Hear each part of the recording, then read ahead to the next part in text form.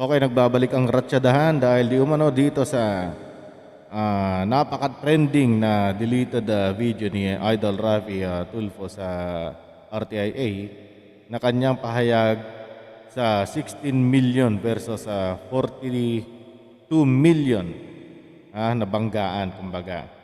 At nakita din natin itong video na ito, deleted sabi nila pero nakita natin at nakita ko nga rin sa iba't ibang mga YouTube channel ito kahit kay Banat Bay na siyang talagang kumontra din kay Idol Rafi. 12 o'clock po, napapanood yan palagi every Sunday. Dahil po doon sa inyong ibinigay na tiwala. Hindi naman ako kayo napahiya at hindi ako nagkalat. Hindi ka papali, Idol. Ang ganda ng quiz mo. Hindi, Idol. Ang ganda pa nga ng quiz mo eh. Sabi pa ng iba, teka mo na, nagmamadali ka, umalis ka. May nag-comment ko na excite ka na daw mag-idol in action, Idol. Kaya lumabas ka agad. Sa totoo lang, kasi may prante doon. Opo. Pag lilingon ako doon kay Miss Sasha, baka mamaya makalimutan ko yung Okay. Siyempre, minimorize ko na yun. Kaya lang, baka makalimutan ko yung linya. Kaya hindi ko matingin, diretso lang, gano'n. Pag titingin ako kay Miss Tina, baka, Wala ka sa problem. pagkatapos, dumating pa isang big time si Kalimalit sa ano. Pressure nga. Puro big time na dito. Kaya tayo, small time naman tayo. Pagkat sa entertainment, walang-wala. So, nato na salo-halo. Kaya sabi ko, alis na ako dito. alis na ako. Sabi ko, sandali na.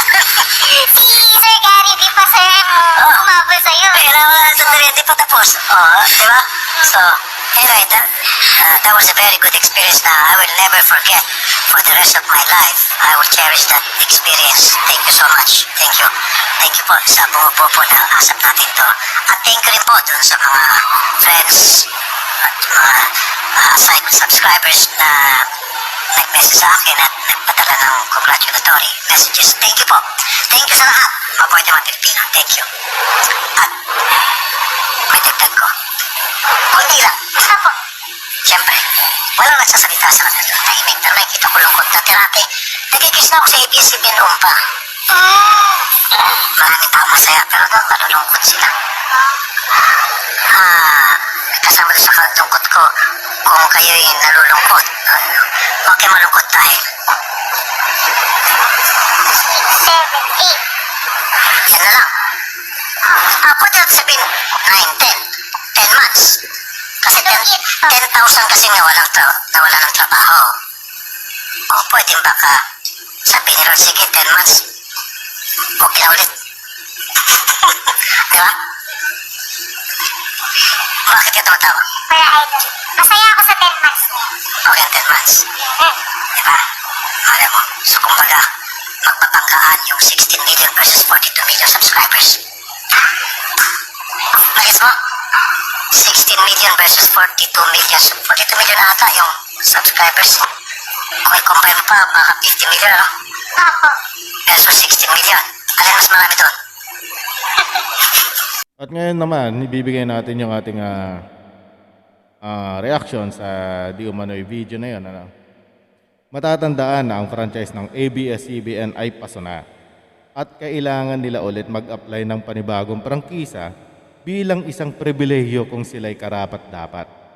Matatandaan na nagkaroon ng deliberation dahil sa kasong tax evasion kung saan nagkaroon ng botohan kung marerenew ba o hindi. Bukod dito ang problema nila sa kanilang prangkisa. Ang nangyari nga ay hindi na na-renew dahil maraming bumoto na ayaw nito sa parte ng legislative branch ng government na kung matatandaan ninyo, dito naging John Wick, mala John Wick si Congressman Marcoleta. Ang bawat branches na tinatawag na pillars of government, 3 pillars of government na ito, ay may kanya-kanyang separation of power kung tawagin na ibig sabihin ay co-equal ang mga yan, na hindi pwedeng diktahan ng bawat isa ang bawat branch na ito although they are working together and they have check and balance bilang pillars of government. Ngayon balik tayo sa usapan natin. Tatanungin ko kayo, kung ikaw ay pro-ABS-CBN, magagalit ka ba sa executive department na nasasakupan ng presidente? Dapat hindi. Katulad ng sinabi ko, ang pagsasara at hindi pagpayag ng pag-renew ng prangkisa ng ABS-CBN ay nangyari sa legislative branch dahil nakita nila na hindi ito karapat-dapat. So kanino ka dapat magalit? Sa representative ninyo. Kasi ang boto nila ay siyang boto rin ng kanilang constituents. At hindi kay Duterte na siyang nasa executive branch. Nakuha niyo? Bakit napakaraming tumitingin kasi sa isang tao lang na kung saan parang si Duterte ang dahilan ng pagkakasara ng ABS-CBN? At isa pa, yung 10,000 na sinasabing nawalan ng trabaho dahil nagsara ang ABS-CBN ay mali yan. Tandang-tanda ko yan dahil sinubaybayan ko ang bawat pagdinig nito sa Senado at sa Kamara nung nag-stay pa ako sa probinsya, panahon ng pamimingwit. Okay. Seryoso, namamayagpag pa rin ang ABS-CBN at napapanood pa sila sa YouTube at Facebook. Di ba narinig nyo naman mismo kay Raffy Tulfo na nag-guest siya sa isang show ng ABS-CBN? So ano ibig sabihin nun? E di mayroon pa sila, hindi sila nawala. Oo, siguro may nawalan ng trabaho pero hindi 10,000 kasi una, sa official information nila sa SEC para sa declaration ng kanilang manpower, ay nasa 4,000 plus lang yata or let's say 5,000. Kaya't anong 10,000 ang sinasabing issue ng ilan dyan? Ulitin ko, kanino kayo magagalit? Sa executive branch ba o sa legislative kung saan nandoon ang inyong representative na kayo ang constituents nito sa bawat boto nila? Nagigets nyo na ha? Representatives ka ako dahil di ba nga nakalagay yung House of Representatives na sila nga ang siyang magdedesisyon para sa atin. Kaya't sila ang ating representante. Kuha nyo na po ha. O yan. Kaya na bahala umintindi. Dito naman tayo sa 8 months or 10 months na lang at balik na daw ulit. Presidente ba ang nagpasara sa ABS-CBN? Ulitin natin para hindi kayo ma-misinform o ma-misdirect pagka mga influencer ang nagsasalita, Dinektahan ba ng presidente o executive branch ang legislative branch katulad ng sinabi ko, maliwanag na hindi dahil pinagbotohan ito. Okay? At bawat branches ay co-equal sa kanya-kanya nilang kapangyarihan na mayroon sila. Ngayon, kung sabihin man na diniktahan sila ng executive branch na kung saan sa parte ng Pangulo ito, di dapat mas lalong magalit kayo sa representative ninyo na ibinoto dahil nagpadikta sila. Integridad na ang usapan dito kapag kaganon. Pero sa nangyari, wala naman. Sa botohan kasi ay makikita naman na walang idinikta sa kanila at napalabas naman nila kung ano ba ang naging violations ng ABS-CBN na siyang dahilan kung bakit hindi na sila nakapag-renew ng prangkisa. Inisa-isa pa yan nila. Bandang huli, inisa-isa lahat nila yung violations na yan at binasa ulit. Besides, bakit hihintayin pa ang 8 months or 10 months na bibilangin? Where in fact, pwede naman mag-apply ulit ang ABS-CBN anytime sa kanilang prangkisa para makabalik. Kung saan susuriin uli ito at pagbobotohan kung sila ba ay karapat-dapat na bang makabalik sa pamamagitan ng muling pagkakaloob ng prangkisa nito. Meaning to say, those are in legislative branch are bound by choice. Dahil hindi naman lahat ay bumoto na ipasara ang ABS-CBN dati. Mayroon ding bumoto na hindi pumabor sa pagsasara ng ABS-CBN. Ngayon ang punto ko dito, anong kinalaman ng presidente? Politika? Or election na naman kasi? Ang gets nyo? Nakukuha nyo?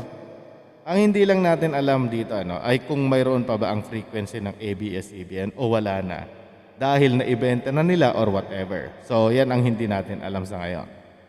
Well, speaking of politics at election naman, Kasi election na naman, kaya eto, usaping politika na naman. Madako tayo rito. Banggaan ng 16 million versus 40 million or baka daw 58 million. Yan. Alam nyo kayo mga botante, mag-isip kayo Hindi porket Dilawan o DDS ka o anumang partido ang gusto mo ay doon ka na lang. Madako muna tayo kung saan ba nagmula ang 16 million na yan. Mukhang galing ito sa naging boto ng presidente na siya ring sinasabi ng karamihan sa social media na nauna na nagbigay ng kanilang reaksyon. At ang 40 million subscriber naman, ito ay sa mga digital platforms sa Facebook at YouTube na siyang pagpapakita na ito nga ay isang powerful influencer. Nagigets niya? So from influencer no versus politician no. Ano ibig sabihin nun? Okay. Halimbawa kasi ako no. Kung ako lang ha. Halimbawa ko kung ako. Okay, sikat na influencer ako. At may milyon-milyong subscriber ako. At babanggain ko ang naging boto na 17 million or 15 million, 16 million ng isang politician samantalang wala naman ako sa politics. Isa lang ibig sabihin nun kapag sasabihin ko yun, no, versus, yung salitang versus. Malabang ibig sabihin nun ay hindi ko ikaw ikakampanya o hindi kita ikakampanya at iba ang papanigan ko kung saan pwede kang matalo, di hamak nakatiting ang boto mo. Okay? Dahil di hamak nakatiting ang boto mo kaysa sa mga subscriber ko at ako malamang ay papaniwalaan sa mga sasabihin ko na siya maaaring papanigan na rin. Okay? Or pwede rin na kapag sinabi ko, no, kung ako lang halimbawa, no, at powerful influencer, no, at may milyong subscriber talaga. No. Okay, doblehin mo ang 15 million, 17 million. Or pwede rin na dahil babanggain kita, okay, nakakalabanin kita sa posisyon na iyon tatakbuhan pagdating ng eleksyon dahil from influencer ay papasok na ako sa politika. Ngunit kung sakaling ako naman yan, na, ang influencer na yan, at may 60 million akong subscriber, halimbawa, tatakbo pa ba ako sa isang posisyon sa gobyerno samantalang masaya na ako sa nagagawa ko na hindi maikakaila ang pagtulong sa tao? Tatakbo pa ba ako kung dito pa lang sa pagiging influencer ko ay limpak-limpak ng salapi ang kinikita ko? Na kahit tumulong man ako at magbigay pinansyal o ano pa man na bagay, pera, material, ay katiting na lamang yun kumpara o katumbas sa kinikita kong milyong-milyong pera sa pamamagitan ng views ng mga subscriber at ng mga komersyal nito after na maipalabas ko ang kaguluhan sa buhay ng mga tao na siyang mapapanood ng buong mundo. Hindi na ako tatakbo sa politika dahil bukod sa influencer na ako ay milyon-milyon na rin ang kinikita ko dahil may natutulungan at naaayos naman ako ng mga gusot at kaguluhan sa buhay o problema ng mga tao. Hindi man lahat pero at least mayroong nasusolusyonan o natutulungan. O hindi ba? Hindi na ako tatakbo. Kapalit nga lang ay exposure ng mga buhay ng ibang tao na nilalapitan ako. So hindi na talaga. Hindi na ako tatakbo. Ang ganda ng ng flow ng aking ginagawa. Bakit ko papapasukin ng politics? Okay? Ngayon, dahil sa maayos na ako, hindi na ako tatakbo sa kung anong posisyon pa sa gobyerno. Ang kailangan ko lang gawin ay maghanap ng mga trending videos at angkas sa kaisaw-saw na ako dito. Maghintay ng mga lalapit at hihingi ng tulong sa akin at willing na ma-expose ang mga buhay-buhay at ugali nila. Masama man yan o maayos. Maere at mapanood sa telebisyon at social media lahat. Okay? Sa kabila ng lahat ng yan, ang kapalit ay mabibigyan ng kalutasan ang ibang problema nila kaya't nakakatulong pa rin ako sa pamamagitan nito. At sila rin ay natutulungan akong kumita ng limpak-limpak na salapi dahil sa views at commercial sa bawat exposure ng pagpapalabas ng videos ng kung anumang gulong kinasasangkutan nila sa mga personal na buhay kapalit ng pagbibigay solusyon ko naman dito. Kung ako lang, di ba? Bakit pa ako papasok sa politika? At ang hindi ko alam, okay, ay kung ano ang magiging buhay na lang nila pagkatapos maipalabas sa aking content. Kung saan napanood na ito worldwide. Yan. O di hindi na ako papasok sa politika niyan, di ba? Paulit-ulit yan. Kasi siyempre gusto kong ipakita na maayos na ako. Bakit pa ako? Naninilbihan na ako, nakakatulong na ako. Hindi ko na kailangan mamuliti ka pa or maging kandidato pa or magkaroon ng posisyon sa gobyerno. Yan. Halimbawa lang na may milyon-milyong subscriber at powerful influencer na ako. O ngayon naman, tanggalin na natin yung halimbawa na ako ay sikat na influencer na yan at may milyong-milyong subscriber. na kunyari kapareho ng ibang tema ng mga programa na may advokasya na tumutulong kunyari. Tanggalin na natin yung halimbawa na ako yan. Balik tayo sa sinasabi na banggaan ng 16 million versus 40 million plus or whatever. No? Ulitin ko, ano ang ibig sabihin nun? Kayo no samugot, no? Bahala na kayo. Naiintindihan nyo naman at naunawaan na yan, alam ko. Pero ito lang sa akin naman, no? Kalat sa social media ang maka-DDS, ang dilawan, ang iba't ibang partido, no? Does it matter ba pagdating sa election yan? Hindi. Dahil hindi lahat ng bumoto naman katulad kay President Duterte noon ay mga maka-DDS talaga. Yung iba naman ay talagang nag-isip lang din, nag-analisa sila kung sino ba ang karapat dapat na iboto nila. At yun nga ay nanalo si Digong. Katulad din ng mga pinagmamalaking subscriber ng ilan. Hindi lahat ng subscriber ay boto sa ginagawa mo. Hindi lahat ay pabor sa mga pinagsasabi mo at hindi lahat ay natutuwa sa'yo. Kahit na sino, di ba? Kahit ako, may mga hindi natutuwa, may mga natutuwa, mga kaibigan natin. Hindi dahil sa mga content natin.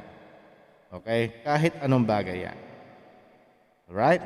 Ang punto ko rito, ano man ang sinasabi ng mga sinusubscribe natin, or ninyong influencer, or pinapanood ninyo sa mga influencer na yan, ay hindi lahat paniniwalaan at susundin ninyo.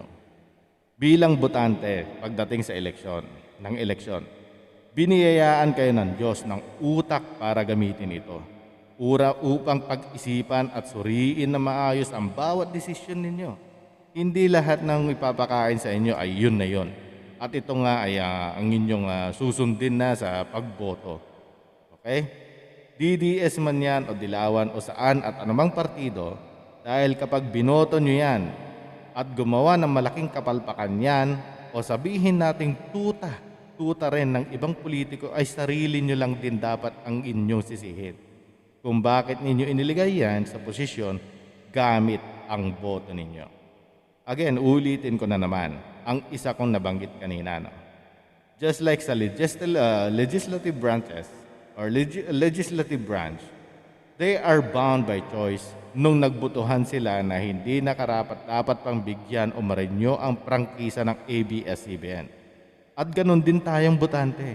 We are all bound by choice kung sino ang iboboto natin base sa resulta ng ating pagsusuri, pag-analisa kung sino ang karapat-dapat na umupo bilang Pangulo. At hindi ang dahil ito ang sinasabi ng iba, ipinapakain ng iba sa atin na porket sinisira ang tao o isang politician, ay yun na ang pinaniniwalaan. Ito pa, ang partido na yan. Siguro nung unang panahon ay maniniwala pa ako sa vision, mission, or ideology ng isang partido para sa paglilingkod sa kapakanan ng mamamayan at ng ating bansa. Pero ngayon, hindi ako naniniwala. Kasi most of them are doing it for their own benefits. Tama, ginagawa nila ito upang makakuha ng impluensya at magkaroon ng pansariling benepisyo. Bakit kanyo? Sila mismo ay nagkakawatak-watak at nag-aaway-away ng dahil sa politika, ng dahil sa posisyon. Tulad din ng ibang influencer, di ba? Upang makatulong ka sa tao, gagamitin mo at tatawagan ang iba't ibang ahensya ng gobyerno. Ang mga nasa posisyon o nasa otoridad na may impluensya upang sila ang katuwang mo sa paglutas sa mga problemang idinudulog sa iyo na siyang napapanood naman sa social media. Worst cases kapag personal na buhay ang sangkot dito. Di ba nga nilalapitan ang taga-gobyerno at nasa otoridad para siyang lumutas sa pamamagitan ng aksyon natin na makipag-ugnayan? So sa makatwid, gobyerno pa rin at otoridad ang kadalasang umaayos at tumutulong kung saan doon o sa kanila nakikisuyo.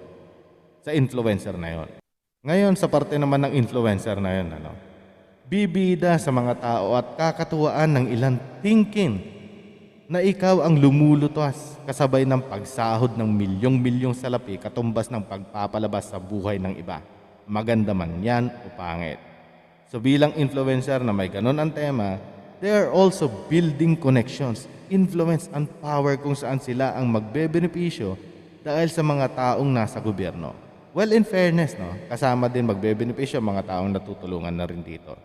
And soon, maaaring magamit na ang ilang milyong followers upang ma-misdirect sa mga karapat-dapat at makabuluhang issues sa lipunan.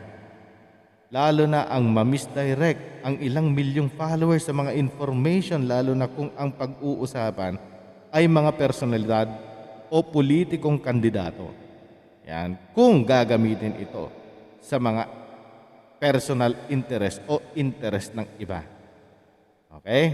Yan ang masama pagka ikaw ay influencer ka tapos magkakaroon ka ng parang sa pagbibigay ng informations mo, mamimisdirect mo ang tao.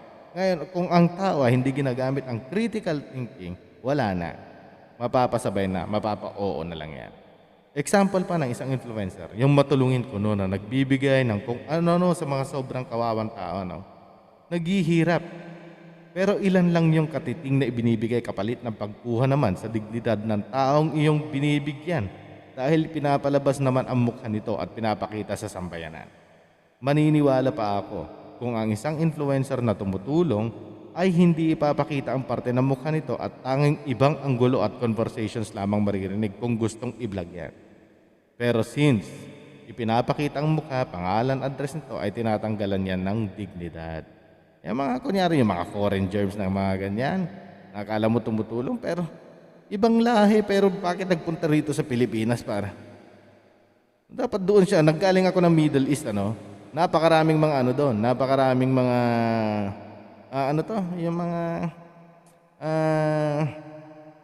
yung mga pulubi. Napakarami doon, bakit hindi siya doon mag-vlog dito sa Pilipinas na ipapakita mo ang kahirapan ng Pilipino? Yan, maraming natutuwa dito pero ang hindi nila alam na sa mga vlogger na ganito, minamahal nila ang mga mahihirap in a way na hanggat may naghihirap ay mayroon silang maipapalabas na content dahil sisikat sila at kumikita ng dihamak na sobra-sobra kumpara sa katumbas na ibinibigay lang nila dito or tinutulong lang nila dito sa mahihirap na sinasabi nila. Ako kung gusto ko lang sumikat, napakadali sa akin na lumabas at kunyari magbigay ng pagkain or kung anuman sa mga taong namamalimos kapalit sa pagpapakita ng mukha nila. Pero di ko kayang gawin yun. To be honest, matagal na panahon na kami ay nagdo-donate ng kung ano-anong gamit sa mga foundations. Naranasan ko na rin na mag-birthday noong nasa Las Piñas pa ako. Nung nag-birthday ako sa Las Piñas, lahat ng handa ko ay binalot ko at ibinigay sa mga street children yan. Ang dami sa mga overpass, sa mga tulay-talay noon. Kamakailan, nagbigay din kami ng tulong sa Home for the Aged kasama ng anak ko. Pero iyan ba ay pinalabas ko at ginagawa ng mga channel or content sa social media para sumikat at kumita? Hindi. At kung sakaling gagawa man tayo ng pagtulong sa kapwa at magdesisyong gawin ito or gawin ng content ito, hindi natin ipapakita ang pagmumukha ng taong tinutulungan natin. Lalo na ang masensationalize ang kahirapang pinagdadaanan nito na siyang mapapanood naman. Hindi dahil dignidad nila yan. Hindi mangyayari yan. Hindi sa ganyang paraan. Kung magseseryoso ako sa isang topic ko para ilabas ito sa social media, siguro ito sa ganitong paraan. Ang makapagbigay ng opinyon sa mga issues na nangyayari sa ating lipunan. Opinyon sa mga issues. Yan, katulad nito. Kaya't sa darating na halalan, hindi lang ang posisyon sa pagka-presidente ng Pilipinas na siyang karapat-dapat ang suriin ninyo, kundi hanggang sa pinakaibabang posisyon ay maaari po lamang na suriing mabuti at pag-aralan kung sino ang iboboto ninyo katulad ng representative ninyo or congressman hanggang sa pinakababang posisyon kahit na doon sa pagiging kapitan. Hindi yun dahil sa isang partido or ka-line up nito ay vote straight na kayo. Yan. Gamitin nyo yung utak ninyo dahil tayo rin ang magiging kawawa kung ang maluluklok ay gagawa lamang ng kapalpakan, mangungurakot, at magiging tuta o utu-uto lamang sa ibang politiko. Ang basihan dito ay ang integridad, talino, experience nito at ang kakayahan nitong gawin ang isang long-term effect na makakabuti sa sambayan ng Pilipino at sa bansa natin dahil isa siyang tunay at may pusong public servant. Dapat magsama ang puso at katalinuhan nito. Experience, Yan, yung competency nito. Yan, mga party list na wala namang kwenta, hindi ba? Na hindi mo alam kung sino ba talagang pinaglilingkuran. Gumagawa ba talaga at nagpapasa ng batas? Tumutulong ba para sa interes at kapakanan ng karamihan? O baka naman mas marami pang exposure sa media at sa mga pagrarally dyan sa kalye? So sorry yung maigi kahit yung mga party list na yan. Katulad na lang halimbawa ni Senator Bongo, no? With all due respect to Senator Bongo, buti na lang, hindi siya tumakbo sa pagka-presidente. Gustong gusto ko yan si Duterte bilang Pangulo. Pero that doesn't mean na kung si Bongo tumakbo sa pagka-presidente ay iboboto ko kaagad. Hindi ganon. Porket sinabi niya na mahal niya ang Pangulo at hindi niya ito iiwan, well, doon siya sa pahayag na iyon sumablay sa akin. Based doon sa critical thinking ko. No? Kasi politician tapos sasabihin niya yon. Okay, dapat hindi mo na lang pinahayag, sa loob mo na lang yon. Let's say matulungin pero di hamak naman din na may ilan din na or mas marami pa ang nakakatulong din na iba katulad ni Manny Pacquiao. Marami siyang natutulungan at iba pa kung sino pa man na matulungin o sabihin nating may puso. Kumbaga, di ba? Yan. At their own expense kasi, talagang pera nila, lalo na si Pacquiao, marami. Pero hindi ibig sabihin na kung may puso ka para tumutulong, ay iboboto ka. Okay? Dahil ito, sa personal kong pagsusuri, kung ano para sa akin kung presidential ang usaping posisyon. Sa ibang posisyon, bakit? Hindi. Baka number 1 ka pa sa listahan ko kung governor, congressman, senator, mayor. Number 1 kita. Pero when it comes to presidential, big no na out yan. Talagang pag-iisipan na natin yan. At susuriin natin maigi. Isko Moreno, iboboto ko ba? Leni Robredo, lalong hindi. Katulad na sabi ko, sa ibang posisyon yan. Okay, based doon sa analysis ko at based doon para sa akin pagboto, no? Lalong hindi. Kaya't katulad sa personal na aking pagsusuri ay pag-aralan ninyo rin, maigi at suriin kung sino ba ang karapat-dapat. Okay? Yan. Isko Moreno, sa kahit anong posisyon para sa akin, okay ako. But being a president talaga, kailangan niya dumaan sa mala Einstein na pag-aanalisa at pagsusuri bago mag-yes yan. Ngayon, kung sa pag-aanalisa ninyo at pagsusuri o pag-aaral ay papasa ang isang kandidato sa pagka-presidente sa mga nabanggit ko or kahit sino pa man, ay nasa inyo na yan. Okay? Ang sa akin lang yung personal ko. Kumbaga, nagpapakita lang ako ng halimbawa ng pag-analisa at pag-iisip ko na okay ka sa ibang posisyon, pero sa pagiging presidente talaga, ibang usapan yan. Mahalaga kasi rito ay ang ginamit ninyo or gagamitin ninyo, ang critical thinking ninyo bago bumoto. Balikan ninyo ang sinabi ko kanina na dapat na mayroon ang isang presidente para iboto ninyo na siyang mailuluklok sa posisyon upang pangasiwaan ng ating bansa at sambayan ng Pilipino para sa long-term effect. Sa mga epal na politiko, idagdag na natin yan. Bakit epal na politiko? Sabi ko, dahil may mga nakalagay na pangalan nila sa mga arko o di man sa mga naging proyekto nila, nakalagay doon na project by blah blah blah, mayor, congressman, governor, mga ganun ba, senator. Ang kakapal ng mukha ninyo na ilagay ang pangalan ninyo dyan. Kayo ang sakop ng anti-epal law na bawal ang mga pangalan ninyo na ipangalandakan at ipaglalagay sa mga ganyan, i-display. Ang lalaki pa naman ang pangalan anak ng tipaklo mo. Bakit? Dahil taong bayan ang may proyekto dyan. At dapat taong bayan ang pasasalamatan ninyong una bago kayo. Iniluklok kayo dyan at inihalal upang pangasiwaan ang nasasakupan at punan ang anumang kakulangan na siyang nararapat na gawin. Dahil pinili ninyong maglingkod at maging public servant kaya't kayo ay magsakripisyo sa paraan ng paglilingkod sa mamamayan at gamitin ang pera ng taong bayan para sa mga proyektong ikakaunlad at ikakaayos ng pamayanan at nasasakupan ninyo. Tignan din ninyo yan mga botante. Ang lagay kasi ay parang taong bayan pang may utang na loob sa inyo mga epal. Kaya huwag epal dahil sa inyo ay mayroong anti-epal law. Yan, salamat sa pakikinig. Adios.